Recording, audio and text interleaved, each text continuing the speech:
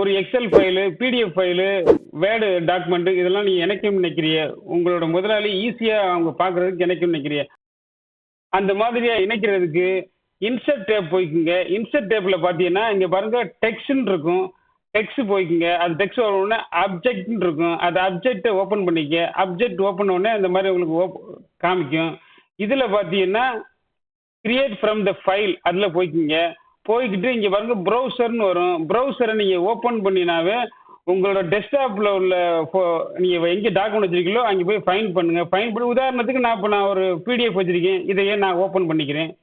Open பண்ணிட்டு insert குடுத்துக்கிறேன். Insert குடுத்த உடனே பாருங்க, அந்த ஃபைல் வந்து இந்த ஃபைல் நேம் இந்த இடத்துல வந்துருச்சு.